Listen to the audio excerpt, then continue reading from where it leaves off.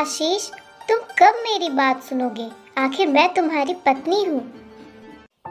कावेरी ने गुस्से में आशीष से कहा। आशीष बिना कुछ बोले घर से बाहर निकल गया। कावेरी अपनी सास लता जी की बहुत इज्जत करती थी, लेकिन लता जी हमेशा उसे नीचा दिखाने की कोशिश में लगी रहती थी। कावेरी ने सुबह जल्दी उठकर सबके लिए नाश्ता बनाया। आशीष को गाजर का हलवा बहुत पसंद था, इसलिए उसने नाश्ते में हलवा भी परोस दिया। लता, ये क्या फिजूल खर्ची है? सुबह सुबह देसी घी का हलवा।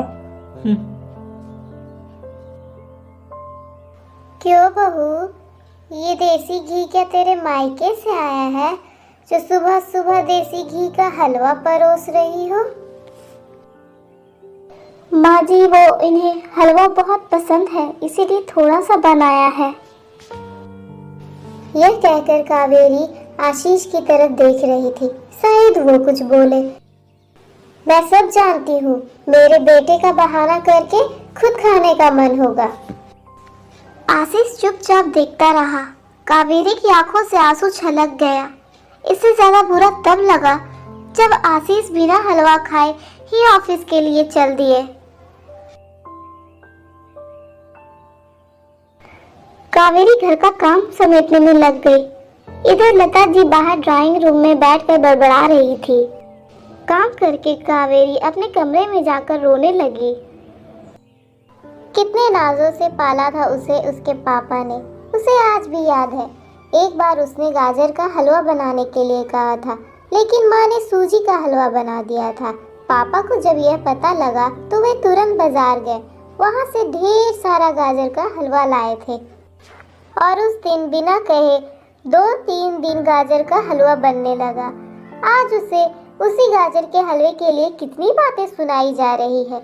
उसे गुस्सा सास ससुर पर नहीं था, आशीष पे था, जो कि कुछ नहीं बोल पाए।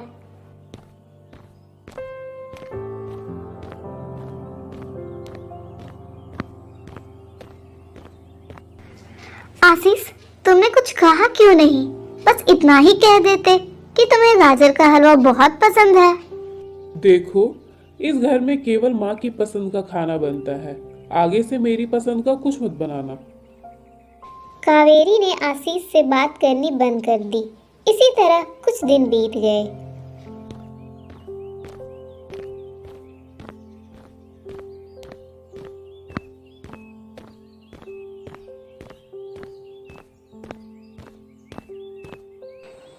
माँ जी, मैं अपने घर जाना चाहती हूँ। कुछ दिन के लिए अगर आप कहे तो आज चली जाऊँ। कई दिन पहले माँ का फोन आया था, कह रही थी पापा की तबीयत ठीक नहीं है। वाह बहू, वहाँ जब भी जाती हो 1 हफ्ते में वापस नहीं आती। घर का काम कौन करेगा? तेरे ससुर और मेरा बेटा शाम को थक हार कर घर आएंगे, यहाँ उन्हें खाना भी नहीं नसीब होगा। मुझे तो आज से ही चक्कर आ रहे हैं। मैं खाना नहीं बना सकती। जाना है तो 1 दिन के लिए चली जा। कावेरी मन मारकर 1 दिन के लिए पीहर पहुंच जाती है। वहां पहुंचकर उसे और भी आश्चर्य होता है। भाभी, आप ठीक है ना? और भैया कहाँ हैं? ऑफिस गए हैं क्या? हाँ, मैं ठीक हूँ। तुम अपनी बताओ, कैसे आना हुआ? भाभी, मम्मी पापा कहाँ गए? घर पर दिखाई नहीं दे रहे। उन दोनों का घर पर मन कहाँ लगता है? तीर्थ पर गए हैं, ना जाने कब आएंगे। वैसे तुम कितने दिनों के लिए आई हो? क्योंकि मुझे भी अपने पीहर जाना है। संगीता भाभी का यह व्यवहार देखकर कावेरी चौंक गई। क्या ये वही भाभी है जो उससे बहुत स्नेह जताती थी? कावेरी सोफे पर बैठी सोच रही थी। अच्छा, वो जो भैया ने मकान के पेपर साइन करा लिए थे, मैंने अपना हिस्सा छोड़ दिया था।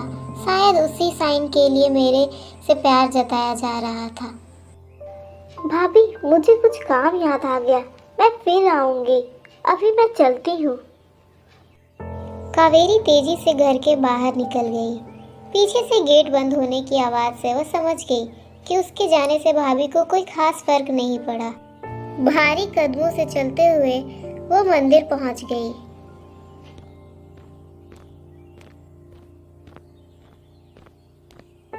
भगवान के चरणों में शीश नवाकर कावेरी बाहर आ रही थी। तभी सामने के पेड़ के नीचे उसे अपने माता पिता बैठे दिखाई दिए। बेटी, तू यहाँ कैसे? वो छोड़िए, ये बताइए आप यहाँ कैसे? आप तो तीर्थ यात्रा पर गए थे। बेटी, तेरी भाभी ने तुझसे झूठ बोला है। बिजनेस में पैसा लगाने के लिए तेरे भैया ने मकान अपने नाम करा लिया। मकान के कागज गिरवी रखकर साहूकार से कर्ज ले लिया। उसके बाद हम बोझ बन गए, हमें घर से निकाल दिया। पापा, अब क्या होगा? बेटी, तू चिंता मत कर, हम कहीं वृद्धाश्रम में चले जाएंगे। तू अपनी ससुराल जा, वहाँ किसी को यह बात मत बताना। कावेरी अपने माँ बाप को इस हाल में देखकर उन्हें अपने साथ ले जाना चाहती थी, लेकिन जहाँ उसकी कद्र नहीं, वहाँ माँ बाप की क्या इज्जत होगी।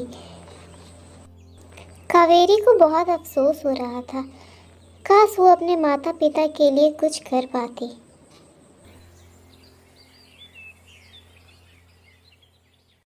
क्या बात है कावेरी, आज फिर माँ की कोई बात बुरी लग गई जो आंसू बहा रही हो?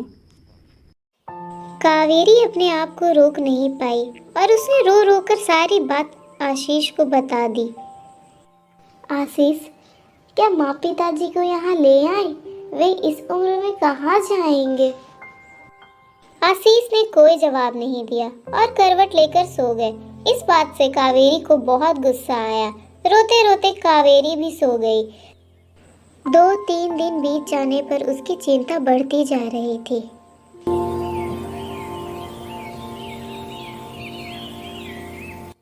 एक दिन वो सब्जी लेने के बहाने उसी मंदिर में पहुंची। पंडित जी, उस पेड़ के नीचे मेरे माता पिता बैठे रहते थे। कई दिनों से उनका कुछ पता नहीं चल रहा। तुम्हारा नाम कावेरी है बेटा?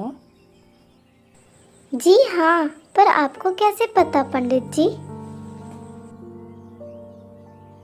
बेटा, तुम्हारे माता पिता ने यह पता दिया था और कहा था वे अब यहाँ रहते हैं।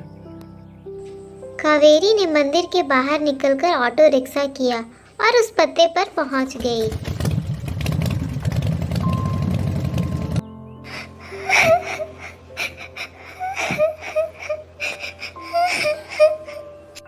बेटी, अब क्यों रो रही है? तेरे कारण हमें ये मकान मिल गया। माँ, आप यहाँ कैसे? और ये लड़की कौन है? बेटी, तुझे याद है तेरी शादी के बाद तेरी सास ने 40 लाख की डिमांड की थी। दामाद जी को बिजनेस खोलना था। तेरे पापा ने उनकी डिमांड पूरी कर दी थी, जिससे कि तू सुखी रहे। तू हमसे मिलकर गई, उसके अगले दिन दामाद जी आए। उन्होंने तेरे पापा के पैसे लौटा दिए, क्योंकि उन्होंने कोई बिजनेस शुरू नहीं किया था। तेरे पापा ने मना भी किया, लेकिन वे नहीं माने।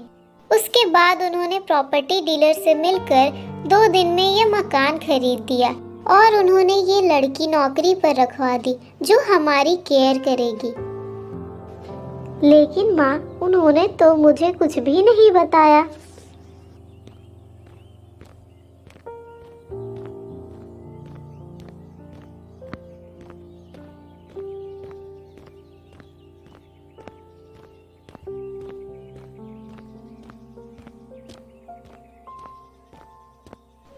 आशीष, आपने ऐसा क्यों किया? अगर माँ जी को पता लग गया तो वो बहुत गुस्सा करेंगी।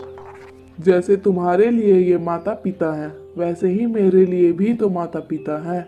मैंने पैसे लेते समय ही सोच लिया था, एक दिन ब्याज के साथ सारे पैसे लौटा दूंगा। लेकिन जब बिजनेस शुरू नहीं हो पाया तो मैं इन पैसों को अपने पास रखकर सही समय आने का इंतजार कर रहा था।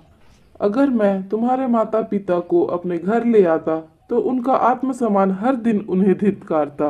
बेटी के घर वे रहना पसंद नहीं करते, वे अपमानित न हो, इसलिए मैंने यह सब किया। आशीष, मुझे माफ कर दो। आज तक मैं तुम्हें गलत समझती रही।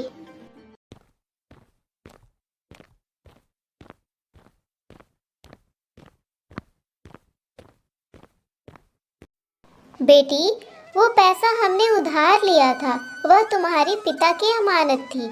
मैंने और आशीष ने पहले ही फैसला कर लिया था कि ब्याज के साथ तुम्हारे पैसे वापस लौटा देंगे। चल अब जाकर सो जा, सुबह नाश्ता टाइम पर नहीं बना तो अच्छा नहीं होगा। उनकी बात सुनकर कावेरी और आशीष जोर जोर से हंसने लगे।